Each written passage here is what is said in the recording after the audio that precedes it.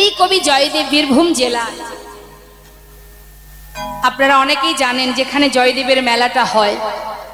কবি জয়দেব তিনি গীত গোবিন্দ লিখেছিলেন, আর এই গীত গোবিন্দের অবশেষে শ্লোকটাই ছিল এটা। সেই শ্লোকটা তিনি কিন্তু বারবার তার কলমে আসছে, কিন্তু লিখতে পারছে না। কেন পারছে না?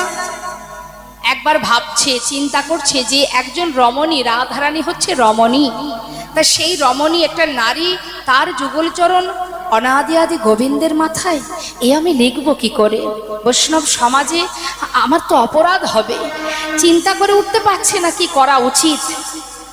এমন সময় তার স্ত্রী পদ্মাবতী বলছে, স্বামী, অনেক সময় ধরে গীত গোবিন্দ লিখছো, তো তুমি একটা কাজ করো, তুমি অজয় নদী থেকে স্নান করে তারপরে ভগবানের প্রসাদ সেবা করে ঠান্ডা মাথায় লেখো।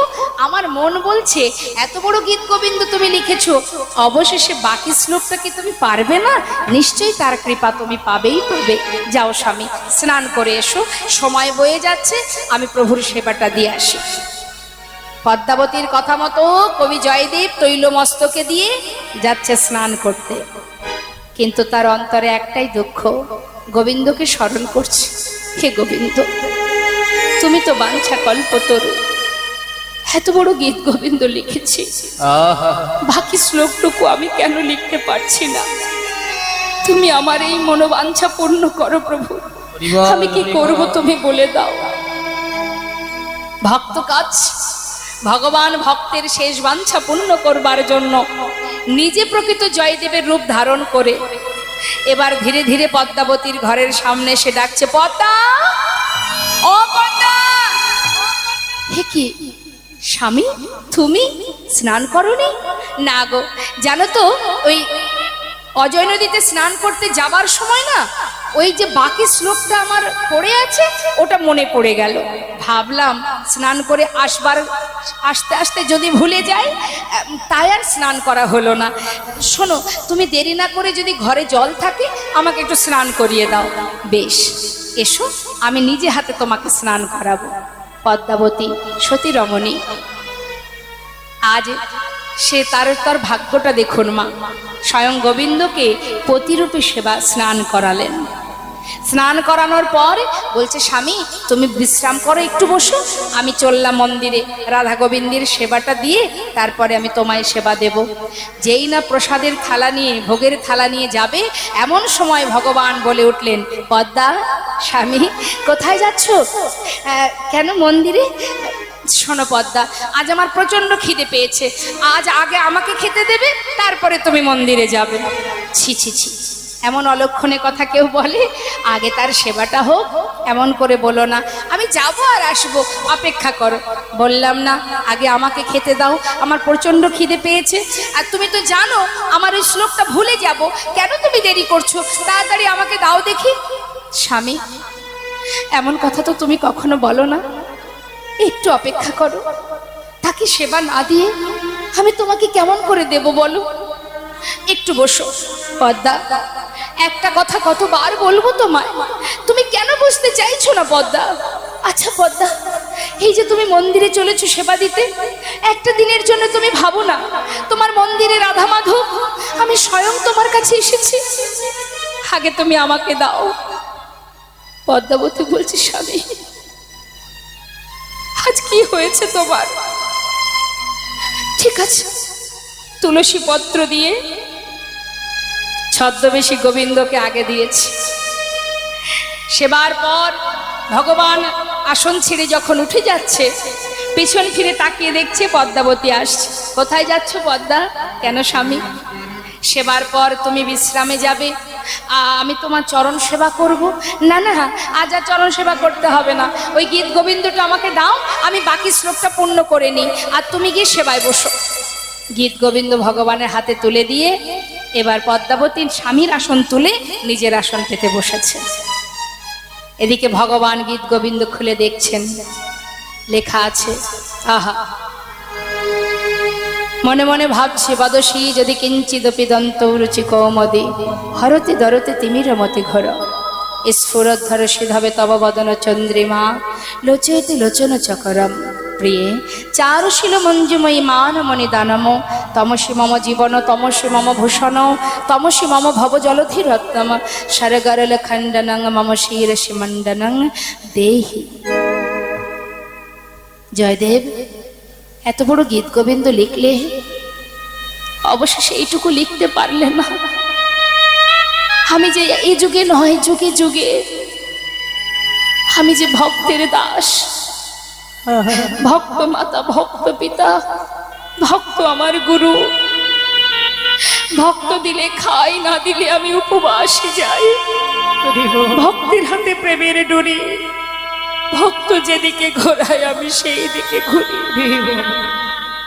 পারলে না তুমি লিখতে, বেশ আমি লিখিব। স্বয়ং ভগবান নিজে হাতে সেই বাকি শ্লোক পূর্ণ করে চলে গেলেন। এদিকে প্রকৃত জয়দেব ফিরে এসেছে। পদ্মা, পদ্মা, কে? আমি গো, আমি তোমার স্বামী। স্বামী? না না, তুমি কেন আমার স্বামী হবে? আমি তোমায় চিনি না, তুমি চলে যাও। না, তুমি আমার স্বামী হতে পারো না, যাও, চলে যাও বলছি। কি পদ্মা যেমন কথা কেন বলছে? পদ্মা, পদ্মা দরজা খোলো। না, আমি দরজা খুলবো না। কি হলো আজ পদ্মার? আমাকে চিনতে পারছে না। জোরপূর্বক মুষ্টাঘাতে দরজাটা খুলেছে। খুলে দেখছে কি পদ্মা সেবায় বসেছে।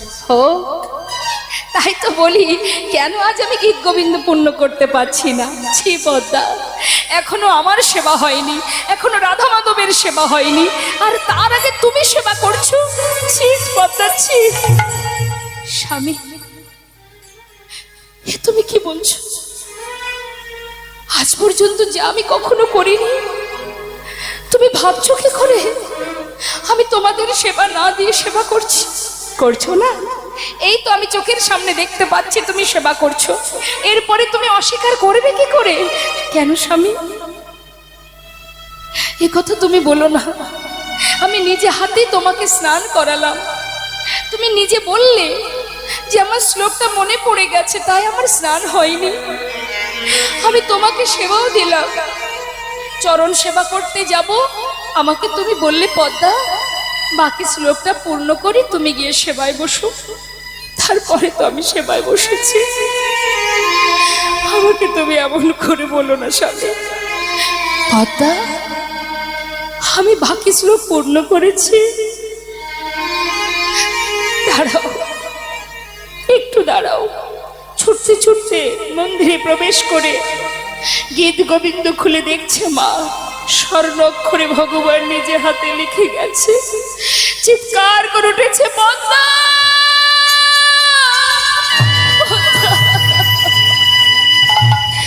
একবার এসে দেখে যাও কাকে তুমি স্বামীর মতো সেবা দিয়েছো। দেখো বাঁকা করে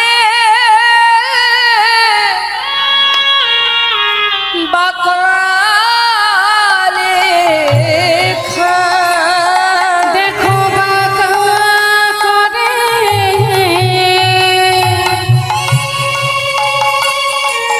বাঁকা লেখা। প্রাণ গোবিন্দ আমার আজ লিখে গেছে বাঁকা করে বাঁকা লেখা। গোবিন্দ আমার লিখে গেছে বাঁকা করে বাঁকা লেখা। ওই দেখো স্বর্ণ অক্ষরে লিখে গেছে আমার মনোবাসনা পুরাইছে। নিতাই গৌর হরি বল হরি গেছে আমার মনের বাসনা পুরাইছে। লিখে গেছে আমার মনোবাসনা পুরাইছে। স্বর্ণ অক্ষরে লিখে গেছে আমার মনোবাসনা পুরাইছে। দেখো বাঁকা করে বাঁকা লেখা। তাই আজ গোবিন্দ আমার নিজে হাতে গীত গোবিন্দে পূর্ণ করেছিলেন। আমি ভক্ত চরণের দাস, অর্থাৎ এই তো তোমার সময়, সেবা দেওয়ার সময়, বলবার সময়। করুণাময় গোবিন্দ বনমাঝে যাচ্ছেন, বনমাঝে গিয়ে সখাগণকে নিয়ে তিনি খেলা করছেন। হ্যাঁ, খেলা করছেন মা। আর এদিকে দেখুন কি অবস্থা। আজ প্রেমময়ী রাধারানী সারাদিন অপেক্ষায় আছেন কখন বধূ ফিরবে। রাধারানী গোবিন্দকে কখন দেখতে পান? দিনে দুইবার। একবার বধূ যখন গোষ্ঠে যান আর যখন ফিরে আসেন, দুইবার তিনি দেখতে পান। তো ফেরার কালে গোবিন্দ আমার রাধারানীকে ওই চন্দ্রশালিকায়, রাধারানী আছেন, ওমা আসতে, রাধারানীর শ্বশুর বাড়ি কোথায়?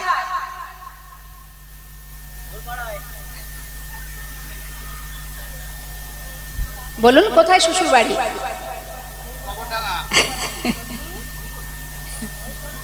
জানেন না? বাপের বাড়ি কোথায়? রাধারানীর বাপের বাড়ি কোথায় তাও জানেন না? বর্ষণাতে বাপের বাড়ি, আর শ্বশুর বাড়ি যাবটে। জটিলা ভবন কোথায়? জটিলার বাড়ি কোথায়? যাবটে। আর গোবিন্দ গোষ্ঠ থেকে ফেরার সময় বা যাওয়ার সময় ওই যাবটের পাশ দিয়ে যেতে হয়।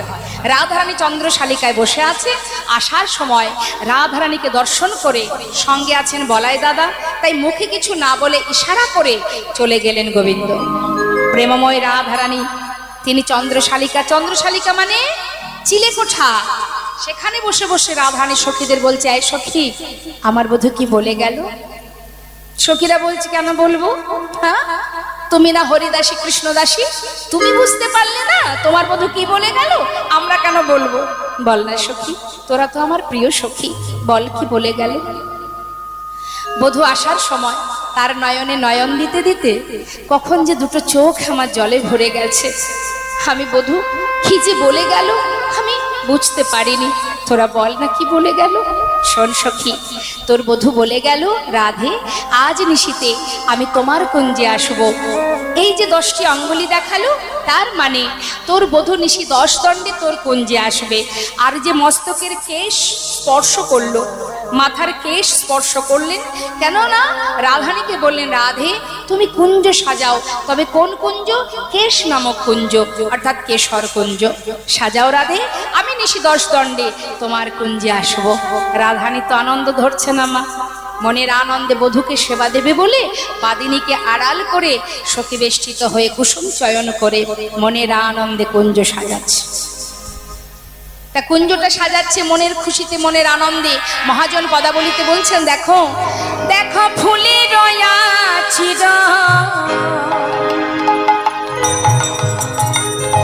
আজি ফুলের প্রাচীর, আবার ফুলেতে ছাওল ঘর। ফুলে রয়াচির ফুলের প্রাচীর, ফুলেতে ছাওল ঘরে। ফুলের রয়ালিশ, সুন্দর করে বিছানা করেছে মা। ফুলের রয়ালিশ আবার ফুলের বালিশ, প্রতি ফুলে ফুলে ফুলের রয়ালিশ, ওই ফুলের বালিশ, প্রতি ফুলে ফুলে আজি অনুরাগে ধনী, দেখো কুঞ্জ সাজায়। বড় অনুরাগে ধনী কুঞ্জ সাজায়। আমার পরাণ বধূ ও সে আসবে বলে, দেখো অনুরাগে ধনী কুঞ্জ সাজায়। আমার পরাণে বধূ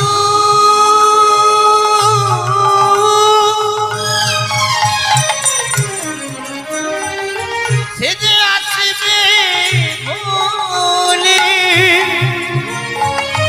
অনুরাগে ধনী কুঞ্জ সাজা, প্রতি ফুলে ফুলে প্রতি ফুলে ফুলে ওই না প্রতি ভুলে ভুলে রাধারানী মনের সুখে কুঞ্জ সাজাচ্ছেন কুসুম চয়ন করে, আর এদিকে গোবিন্দ মায়ের কোলে ক্ষীরসর নবনী সেবা করে শয়নে গেছে। গোপাল ঘুমাচ্ছে, মা পাশে বসে সন্তানকে ঘুম পড়াচ্ছে। চিন্তা করছে মা ডাকলে সাড়া দেওয়া যাবে না, সাড়া যদি দিই তাহলে মা আমার পাশ থেকে যাবে না। মা ডাকছে গোপাল, ও গোপাল, ঘুমালি বাবা? গোপাল ভাবছে না, সাড়া তো দেওয়া যাবে না। মা যখন দেখছে তাই ও তো আর সাড়া দিচ্ছে না, নিশ্চয়ই তাহলে ঘুমিয়ে পড়েছে। যাই আমি আমার কর্মে চলে যাই। মা যেই গৃহকর্মে গেছে, হঠাৎ চোখ খুলে দেখছে সর্বনাশ, নিশিদশ দণ্ড পার হতে চলেছে, যেতে হবে, আর তো দেরি করা যাবে না। গোবিন্দ আমার শয্যা ছেড়ে ছুটছে রাধার কুঞ্জে, কিন্তু যেতে গিয়ে আর এক বিপদ। মা সামনে কে পড়লো না, ওই রাধার কুঞ্জে যাবার আগে আর একজনের কুঞ্জ পড়ে, চন্দ্রাবলীর কুঞ্জ। চন্দ্রাবলী কিন্তু শিশুকাল থেকে রাধারানীর প্রতি একটু হিংসা ছিল। কেমন হিংসা দেখুন, গোবিন্দকে নিয়ে হিংসা। সেটা হচ্ছে গোবিন্দ শিশুকাল থেকে রাধার কুঞ্জে যায়, এটাই তার রাগ যে আমি তো সুন্দরী, তাহলে শুধু রাধার কুঞ্জে যাবে, আমার কুঞ্জে কেন আসবে না। তার মনে মনে এটাই রাগ, যদি কোনোদিন গোবিন্দকে আমার কুঞ্জে পায়, তাকে আমি এত ভালোবাসবো, সেই দিন থেকে গোবিন্দ রাধাকে ভুলে যাবে। এখন এই চিন্তা ভাবনা নিয়ে কিন্তু চন্দ্রাবলী বড় হচ্ছে। বেশ, আজকে একেবারে সুযোগ পেয়ে গেছে। যেই না নুপুরে রুনুঝুনু মাঝরাত্রে আসছে, তো মা রুনুঝুনু নুপুরের শব্দ পেয়ে তার প্রিয় বান্ধবী পদ্মাকে বলছে, এই সখী, মনে হচ্ছে বধূ আসছে, জানা একটু পথের ধারে গিয়ে দাঁড়িয়ে থাক, যদি বধূ আসে আমার কাছে আনবি, কেমন? যা। পদ্মাবতী দেরি না করে পথের ধারে দাঁড়িয়ে আছে। গোবিন্দ আমার হন্তদন্ত হয়ে ছুটছে রাধার কুঞ্জে, এদিকে নুপুর যে বাজছে সেদিকে তার খেয়াল নেই। আর হঠাৎ সম্মুখে পদ্মা সখী। যেই পদ্মা সখী গোবিন্দকে দেখেছে, দুবাহু প্রসার করে, দাঁড়াও শ্যামনগর। আরে পদ্মা, তুমি এখানে? পদ্মা, কি হয়েছে? সরে যাও, আমাকে যেতে হবে। আরে দাঁড়াও দাঁড়াও, আমি এখানে কি আর শুধু শুধু দাঁড়িয়ে আছি গো? আমার একটা কাজের জন্য দাঁড়িয়ে আছি। কি কাজ? এই তোমাকে নিয়ে যাওয়া কাজ। কোথায় নিয়ে যাবে? পদ্মা, আজ আমার খুব তাড়া আছে, আজকে ছেড়ে দাও, আমি কাল আসবো, কাল এসে তোমার কাজ করে দেব। না না, আমার কাজ নয় গো, যার জন্য এসেছি, যা বলার তুমি তাকে বলো। এই বলে হাতটা ধরে জোর করে নিয়ে গেলেন চন্দ্রাবলীর কাছে। রাধারানী চন্দ্রাবলী দর্শন করলেন গোবিন্দকে। এসো এসো বধূ, অগয় আমার পরাণ বধূ, আজ বড় আশা করে বসে আছি। অগো বধূ হে, বহুদিনের বাসনা আজ পূরণ হবে। পদ্মা, চন্দ্রা, শোনো, কাল আসবো, এসে তোমার মনোবাঞ্ছা পূর্ণ করে দেব, আজ আমায় ছেড়ে দাও।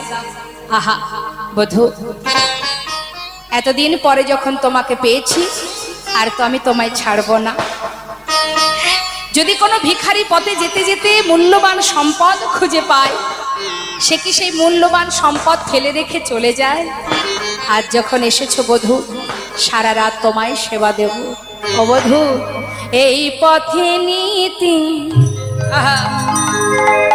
তুমি করো গতাগতি, নুপুরের ধ্বনি শুনি। দেখো এই পথে নীতি কর গতাগতি, ওই নুপুরের ধ্বনি শুনি। ও গো রাধা শোনে বা বধূ, আমাকে নৈরা আমি বঞ্চি একা কিনি। রাধা শুনে বা আমাকে নইরা আমি বলছি একা কিনি। বধূ, বড় আশা নিয়ে বসে আছি, আশা নিয়ে বসে আছি, আমার মনোবাসনা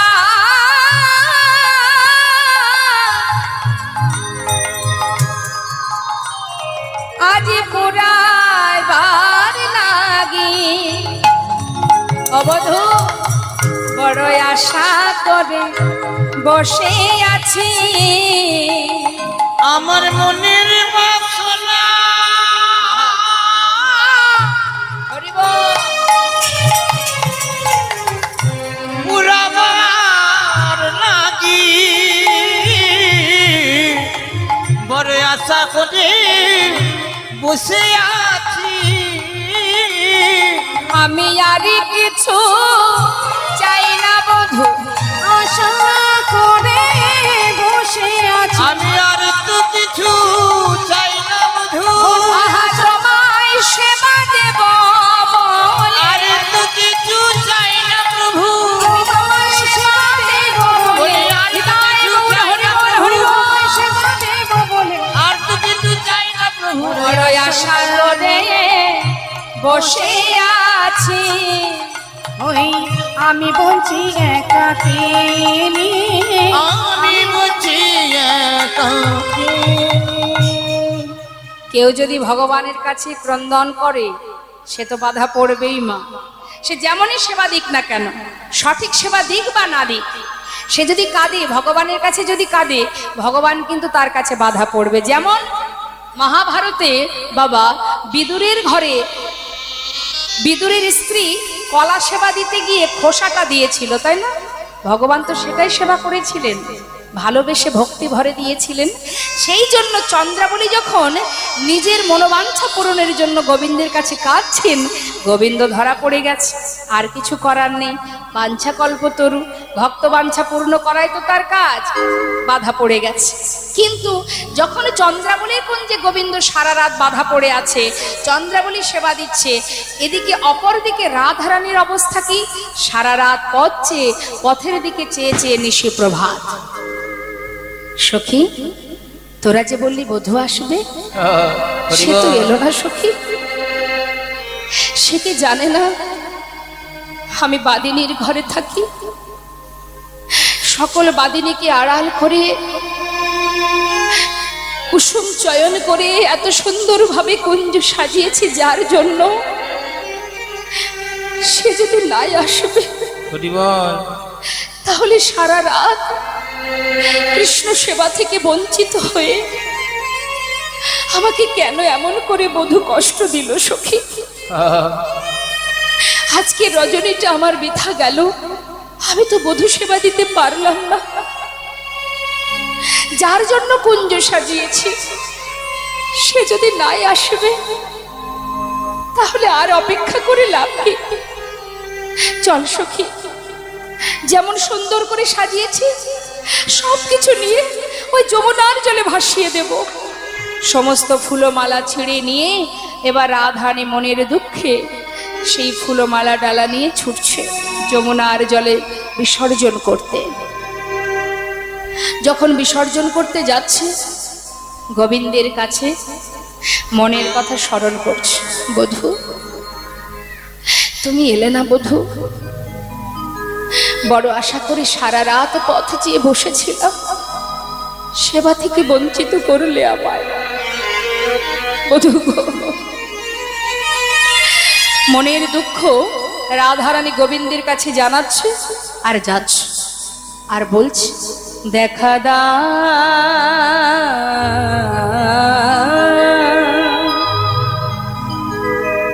ও হে বধূ, হে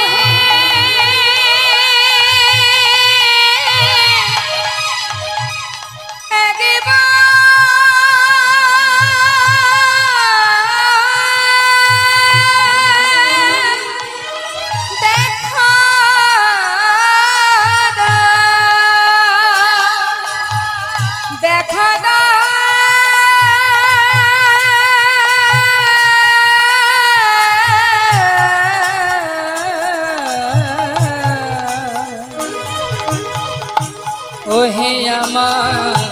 পরাণ বধূ একবার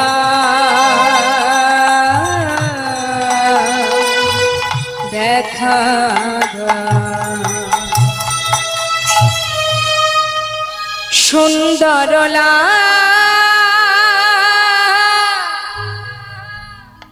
যশোদা দুলা বৃন্দাবন বিহারী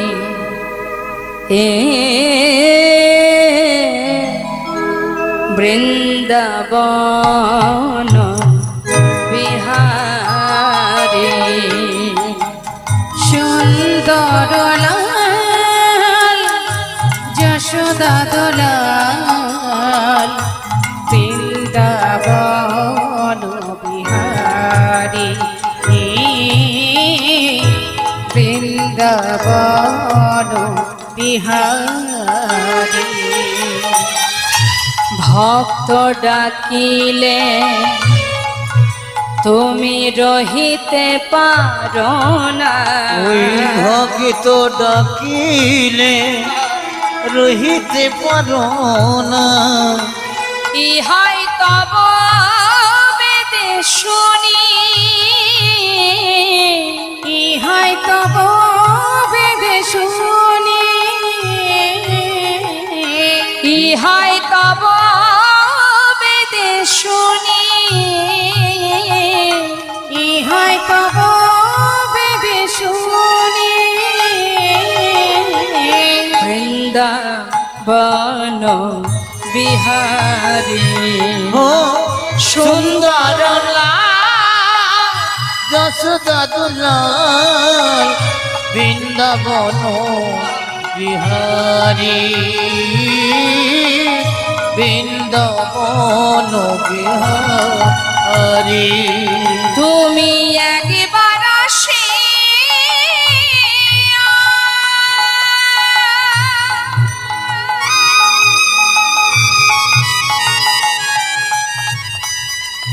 দেখা দাও হরি, তুমি একবার আসিয়া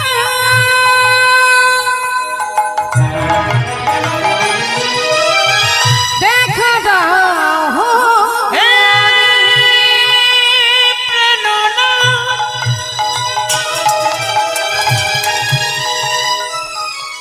তুমি একবার দেখা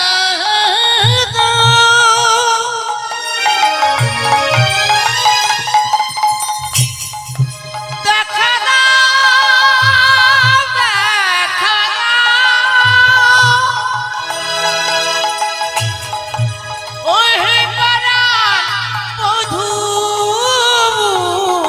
একবার আসিয়া দেখা দাও হরি, জুড়াবো এ তাপিত প্রাণ।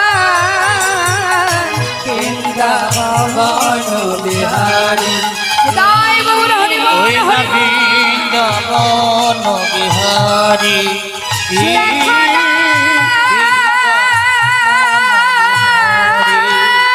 বিহারী বৃন্দাবন বিহারী একবার দেখা না, বিহারী দেখা না,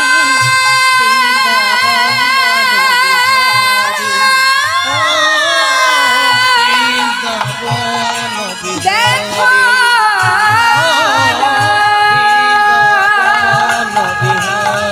দেখা দাও,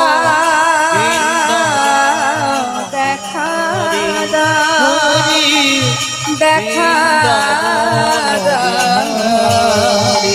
দেখা দাও। বৃন্দাবন বিহারী হরি বৃন্দাবন বিহারী। যমুনার ধারে পৌঁছে ফুলমালা যমুনার জলে ফেলে দিল। ভগবান যে ফুলমালা প্রসাদী হলো না, ভগবানের সেবাই লাগলো না। যমুনা সেই ফুলমালা গ্রহণ করার পর এক ঢে নিয়ে দ্বিতীয় ঢে আবার তুলে দিল। কেন দিল মা? বলে উঠলেন, হে রাধে তুমি যেমন কৃষ্ণ সেবায় রত কৃষ্ণ প্রেয়সী, আমিও কৃষ্ণ প্রেয়সী, কিন্তু তোমার সেবা আমার সেবা একটু আলাদা। তুমি নিজে হাতে সেবা দিচ্ছ, আর আমার সেবা, আমার বাসনা, আমার বাসনা তোমরা যুগল হবার পর যে প্রসাদী ফুলমালা আমার বক্ষে ফেলে দেবে, আর সেই প্রসাদী ফুলমালা নিয়ে আমার তাপিত হৃদয় শীতল করব।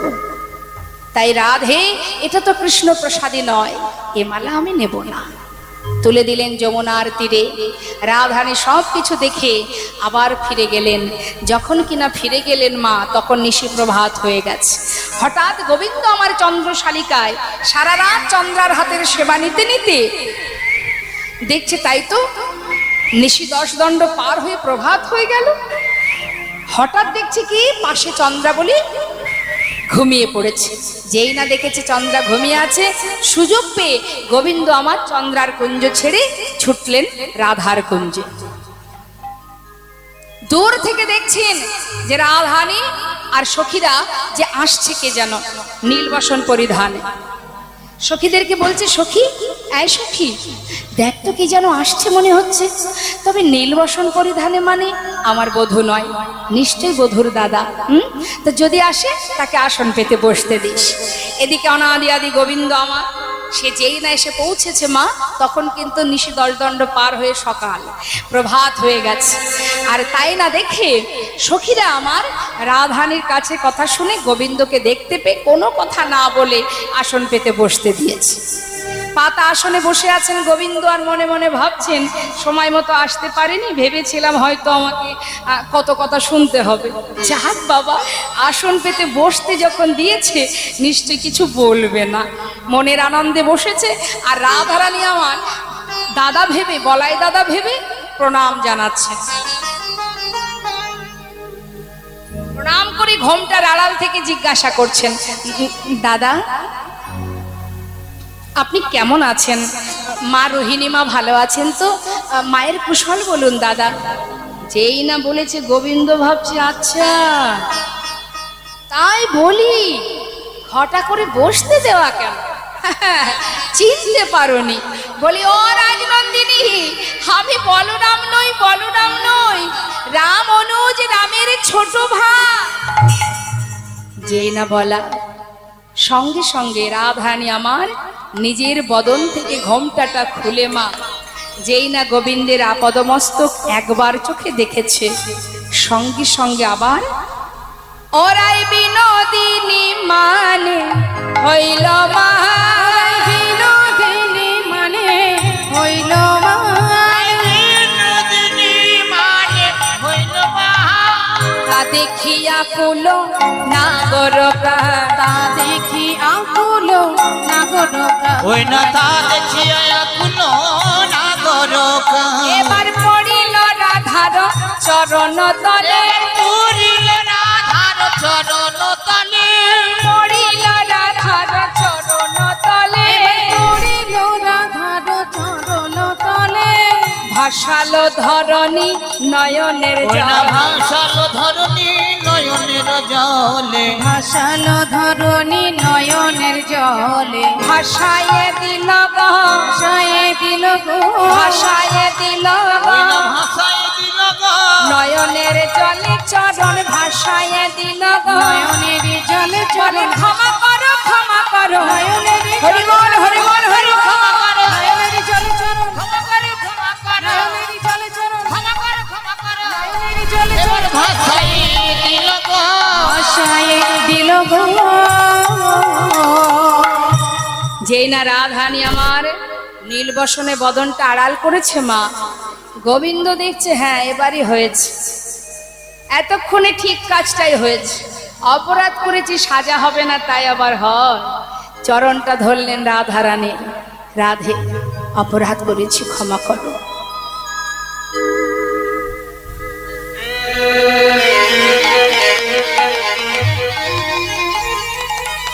ক্ষমা করো রাধে, আমি বুঝতে পেরেছি। দেখো রাধে, আমি আমি নিরুপায়, আমি কি করব বলো? কেউ যদি আমাকে স্মরণ করে, কেউ যদি আমাকে ডাকে, আমি তার ডাকে সাড়া না দিয়ে আসবো কি করে? হ্যাঁ, আমাকে তুমি ক্ষমা করো, কেউ বুঝুক বা না বুঝুক, তুমি তো অন্তত বুঝবে রাধে।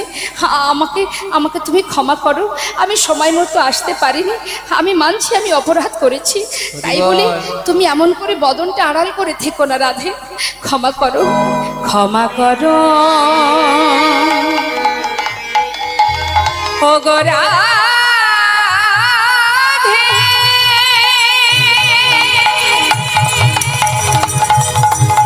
রাধে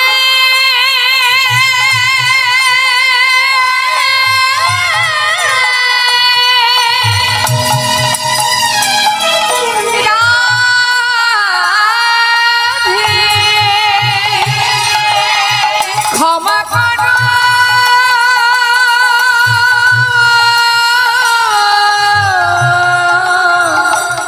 রাধে।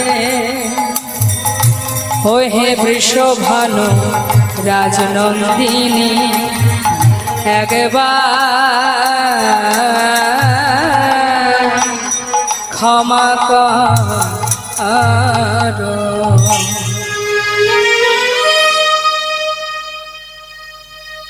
আর বদন তুলছে না, এত কাঁদছে বাবা, চরণ ধৌত করছে নয়ন জলে। ক্ষমা করো রাধে, ক্ষমা করে দাও। ভক্ত যদি ভক্তি ভরে ডাকে, আমি যে সব সইতে পারি, ভক্তের চোখের জল সইতে পারি না। কেউ যদি আমার জন্য কাঁদে, আমি কি করে তার ডাকে সাড়া না দিয়ে থাকবো রাধে? হরি বল, হরি বল। তুমি এমন করে মুখটা ঘুরিয়ে থেকো না, একবার আমার পানি চাও। বেশ, অপরাধ করেছি তো। এই দেখো, আমার এই বনফুলের মালা, আমার হাতের এই করের বাঁশি আমি তোমার চরণে সঁপে দিচ্ছি, এবার তো ক্ষমা করো। মস্তকের চূড়া খুলে দিল চরণ তলে, তথাপিও ক্ষমা হচ্ছে না। এতবার সাচ্ছে, ক্ষমা হচ্ছে না। গোবিন্দ বিলম্ব না করে রাধানির চরণ যুগলখানি নিজের মস্তকে দিলেন, দিয়ে বলে, রাধে, আমি রাধা দাস, আমি রাধা দাস।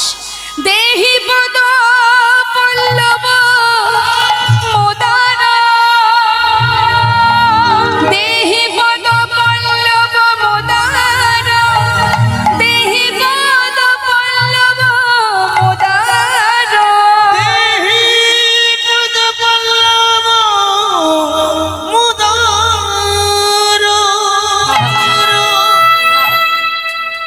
তোমার যুগল চরণ আমার মস্তকে দাও। ইহাতে সন্দেহ যার, কোটি যুগ ভজন করিলে বিথায় ভজনতা। রাধানি যুগল চরণ গোবিন্দ মস্তকে নিলেন। রাধে, আমি তোমার চরণের দাস, রাধা দাস, রাধা দাস। রাধানি চরণ মস্তকে দিলেন, তথাপিও রাধানি বদনটা তুললেন না মা। যখন দেখলেন যে রাধার চরণে আমার ঠাঁই হলো না, আমি অপরাধ করে ফেলেছি, তা রাধার চরণে যদি আমার স্থান না হয়, তাহলে এ জগতে আর আমি থাকবো কোথায়? ঘর থেকে গোবিন্দ আমার প্রাণ বিসর্জন করবে বলে যেই না ঘর থেকে বাহির হয়েছে, সখীরা সবাই মিলে গোবিন্দের হাতটা চেপে ধরেছে। দাঁড়াও শ্যামনগর, এই যে হে গোবিন্দ, যেতে তো তোমাকে হবে, তোমাকে আর আমরা চাই না, চলে যাও। যেখানে রাত কাটিয়েছো সেখানেই চলে যাও, কিন্তু যাবার আগে দুটো প্রশ্নের উত্তর দিয়ে যাও। কি প্রশ্নের উত্তর, কি দিতে হবে? শোনো, রাধার চরণে যদি তোমার ঠাঁই না হয়, তাহলে আমরাও আর তোমাকে রাখবো কি করে? তবে বলো দেখি গোবিন্দ, তোমার এই হাল কে করেছে? আমার কি হয়েছে? আমার কি হয়েছে বলবো? একে একে বলি, উত্তরটা দেবে কেমন? এই যে শোনো শোনো, শ্যামনগর, এত সুন্দর মুখটা তোমার, একেবারে নীল পদ্মের মতো বদনখানি। হ্যাঁ, এই যে তোমার নীল উৎপল মুখমণ্ডল, নীল উৎপল মুখমণ্ডল, নীল উৎপল মুখমণ্ডল, আমার কাহে ভেল, নীল উৎপল মুখমণ্ডল, ঝামরে কাহে ভেল। আমা উৎপল মানে কি? উৎপল অর্থাৎ পদ্ম ফুল, পদ্ম ফুলের এক নাম উৎপল। তা নীল পদ্ম, হ্যাঁ খুব সুন্দর দেখতে, তা নীল পদ্মের মতো আমার প্রাণ গোবিন্দের বদনখানি। বলছে সখীরা, শ্যামনগর তোমার ওই নীল পদ্মের মতো বদনটা ঝামরের মতো হলো কি করে? উত্তর দাও। গোবিন্দ বলছে, হ্যাঁ হ্যাঁ,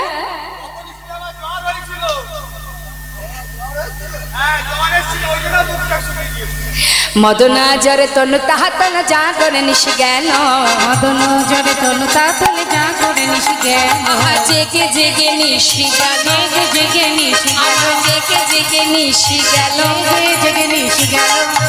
এই যে দাও দাও দাও, তোমার জ্বর হয়েছিল? ওমা দেখবেন এক সপ্তাহ ধরে যদি কারোর জ্বর থাকে শরীরে কি হয়, মুখ টুকগুলো শুকিয়ে যায় না? তা গোবিন্দ তো আর যেমন তেমন ব্যক্তি নয়, খুব চতুর, ঠিক বুঝিয়ে দিয়েছে সখীদের যে আমার মদন জ্বর হয়েছিল। তা বলছে শোনো, জ্বর হয়েছিল তোমার?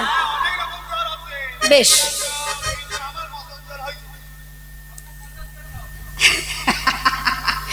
বেশ বেশ, আচ্ছা আর একটা কথা বলি, হ্যাঁ বলি, এটা না হয় মেনে নিলাম, আর একটা কথা জিজ্ঞাসা করছি শ্যামনগর, সেটা হচ্ছে নীল বসন তুহু পহিরই, নীল বসন তুহু পহিরই, নীল বসন তুহু পহিরই, নীল বসন তুহু পহিরই, পীতম্বর ছাড়ি, ওই নীল বসন তুহু পহিরই, পীতম্বর ছাড়ি। আজে তুমি তো পীতম্বরও বসন পরো, হ্যাঁ হ্যাঁ হলুদ বসন, তা তোমার এই নীল শাড়ি কোথা থেকে এলো? তুমি তো নীল শাড়ি পরো না।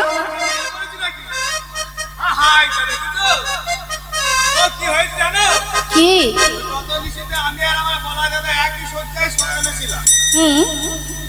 তোমার জন্য, তোমার সাথে দেখা করবার জন্য মন আনটান করছে। আচ্ছা আসতে গিয়েছি, হ্যাঁ, তার সঙ্গে কাপড় পাল্টাতে হলো।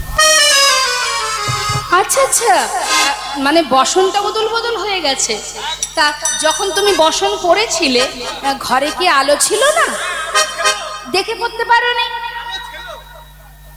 কিন্তু আমার রাখার জন্য, তোমার জন্য আমার জ্ঞান ছিল না। জ্ঞান ছিল না, জ্ঞান ছিল না, জ্ঞান ছিল না, জ্ঞান ছিল না, আলো ছিল বটে জ্ঞান ছিল না, আলো ছিল বটে জ্ঞান ছিল না, রাধা ভাবে বিভোর ছিলাম, আলো ছিল বটে জ্ঞান ছিল না, রাধা ভাবে বিভোর ছিলাম, আলো ছিল বটে জ্ঞান ছিল না। আহা, তোমার জ্ঞান ছিল না, কিন্তু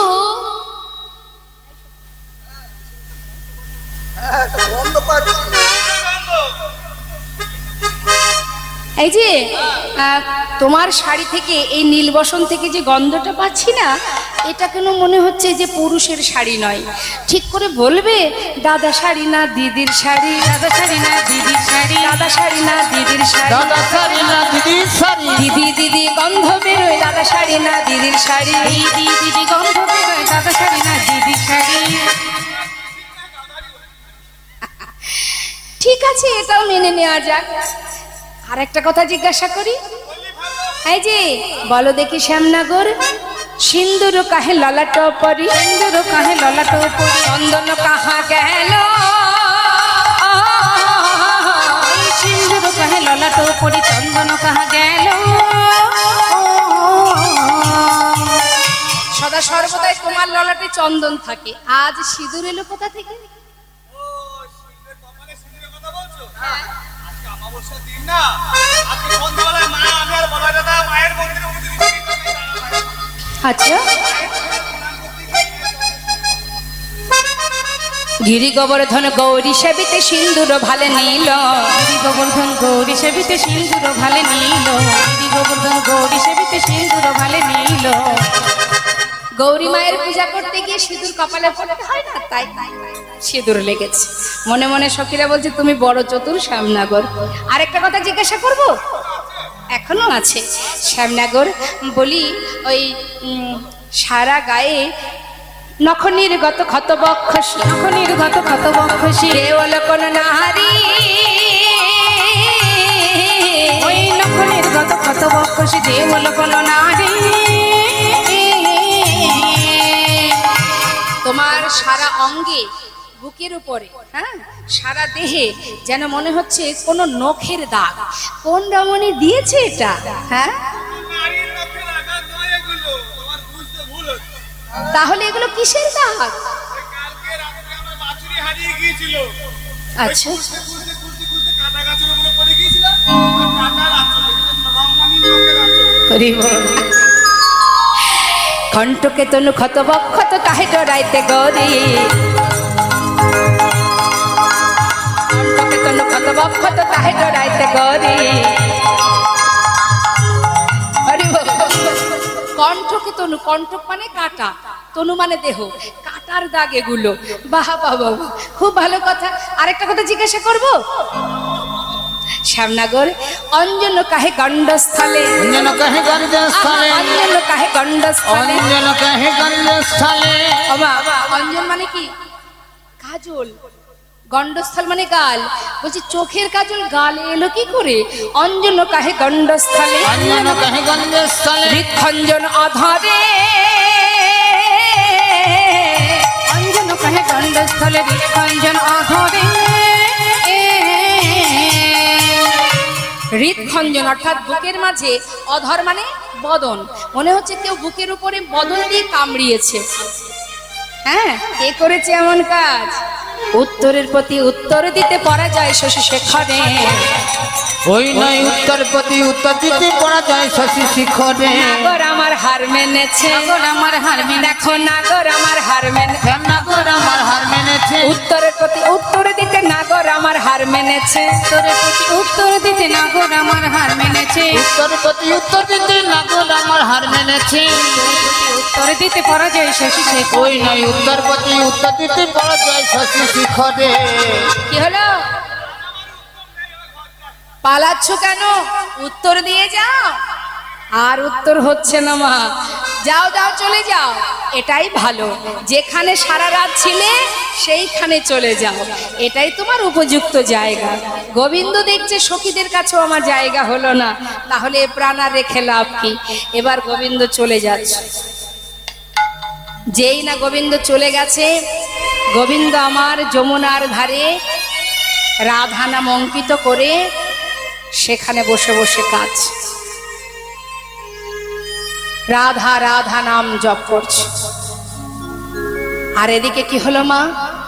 সুখসারি দুই পাখি গাছের ডালে ঝগড়া করছে, কারণ রাধারানী আর গোবিন্দের লীলা দেখে তাদের মধ্যে গন্ডগোল বেঁধে গেছে। সুখ হচ্ছে গোবিন্দের পোষা, আর সারি রাধারানী, দুজনের মধ্যে যখন ঝগড়া হচ্ছে সেই কথাটা শুনতে পেয়েছে আমাদের রাধারানী। মহাজন বললেন, দেখো দেখো, সুখ মুখে শুনি ধ্বনি, সুখ মুখে শুনি ধ্বনি, হইছে নবাচন, সুখ মুখে শুনি ধ্বনি, ওইছান বচন, আপনার চরণ পদে করে নিরীক্ষণ, আপনার চরণ পদে করে নিরীক্ষণ। কইরে আমার বধূ কইরে, রে আমার বধূ কইরে, সখী কইরে আমার বধূ কইরে, সখীরে কইরে আমার বধূ কইরে, এই তো ছিল কোথায় গেল, কইরে আমার বধূ এই কইরে, তো ছিল কোথায় গেল, কইরে আমার বধূ কইরে, আপনার চরণ পদে করে নিরীক্ষণ। ওই নয় আপনার চরণ পথে করি নিরীক্ষণ। সখী, আমি যেন কি শুনতে পেলাম, আমার বধূ আমাকে ছেড়ে চলে গেছে। এই সখী, আমার বধূ কোথায়? আমি তো দেখলাম সে আমার চরণ তলে বসে আছে, কোথায় চলে গেল? এই ললিতা, বিশাখা, চুপ করে আছিস কেন? বল আমার বধূ কোথায়? সখীরা বলছে, দেখ রাধে, এতক্ষণ পরে যখন তোমার চৈতন্য হলো, তোমার বধূ তার আগে তোমায় ছেড়ে চলে গেছে, সে আর নেই। শোনো শোনো, মান করেছো ঠিক আছে, কিন্তু এইভাবে কঠিন মান কেউ করে? সে যে তোমার চরণ ছেড়ে চিরতরে চলে গেল, শোনো রায়, সে আর তোমার কাছে আসবে না, জনমের মতো বিদায় নিয়েছে। তোমার চরণ ধরে যখন কাঁদছিল গোবিন্দ, আমরা তোমাকে ইশারা করে বলেছিলাম, ও রাধে, তোর বধূ তোর চরণ ধরে কাঁদছে, মানে মানে পানে পানে যা।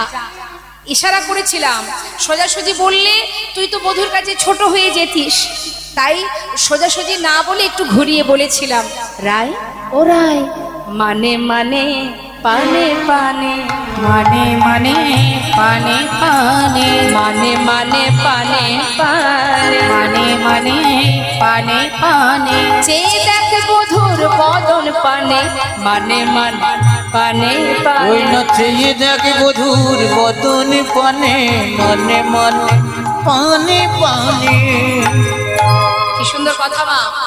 সখীরা বলে দিচ্ছে রাধারানীকে, মানে মানে পানে পানে, মানে একবার যদি তুই নিজের এই ওড়নাটা তুলে মুখের দিকে একবার তাকাতিস, তাহলে তোর বধূ তোকে ছেড়ে আর যেত না, একবারও ফিরে চাসনি। ভাবলাম তুই বোধহয় শুনতে পাসনি, আবার বললাম, ও রাধে, রাধে মানে মানে পানে পানে, মানে মানে পানে পানে, যে দেখ তোর চরণ পানে, মানে মানে পানে ওই পানে। নাচে দেখি তো চরণ পানে, মনে মনে পানে পানে। কখনো শুনিসনি? দুইবার বলার পরেও যখন তুই বুঝতে পারলি না, তৃতীয়বার বললাম, ও রাধে মানে মানে পানে পানে, মানে মানে পানে পানে, মানে মানে পানে পানে, মানে মানে পানে পানে, বসরা বধুর বাম পানে, মানে মানে পানে ওই পানে। না বসকা বধুর বাম পানে, মানে মানে পানে পানে। মানে কি মান করেছিস ঠিক আছে, মানে মানে কি যদি বাম পাশে গিয়ে একবার বসতিস, তাহলে তো আর বধূ হারা হতে হতো না।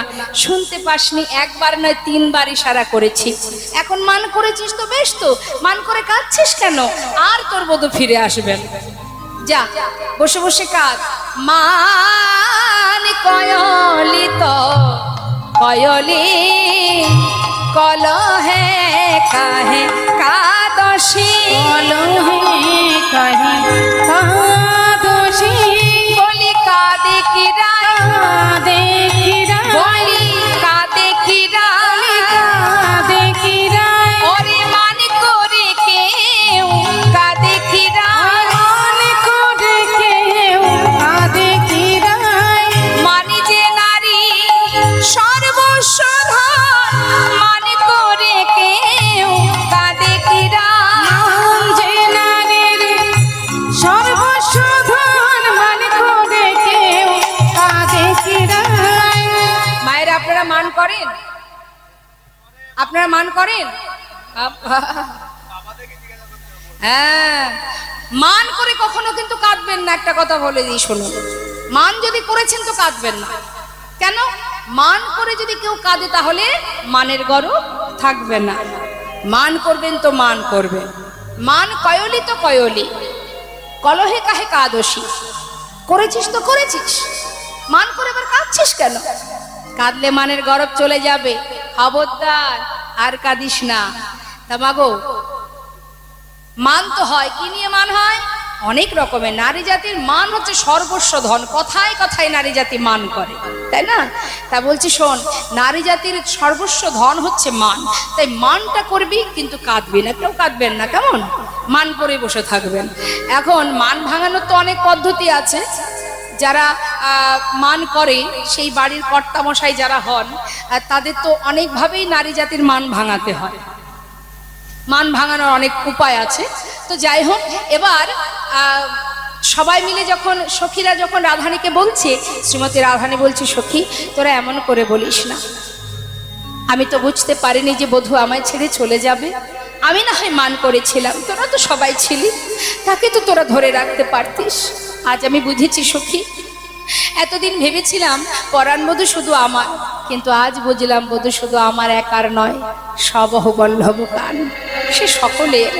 তাকে যে ভালোবাসে বধূ তার হয়ে যায়।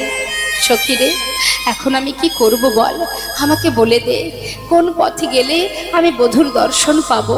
হয় তোরা আমাকে নিয়ে চল, আর না হয় আমার বধূকে আমার কাছে এনে দে। সখীরা বলে উঠলেন, চিন্তা করিস না, আমরা তো আছি রে। বলে, ও রাধে, প্রেমিকারি কর মোরা যত সখী ওরে প্রেমিকারি গণ মোরা যত সখী গণ, अरे ओ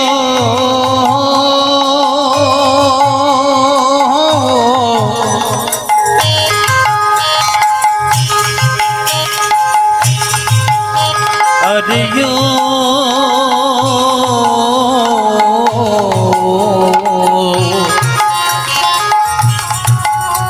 अरे ओ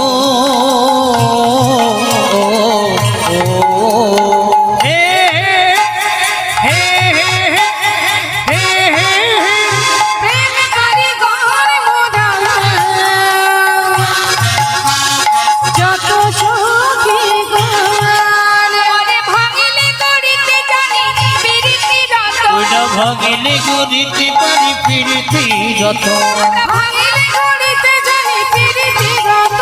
ওটা ভাগিলে গরিতে পারি ফিরতি যত।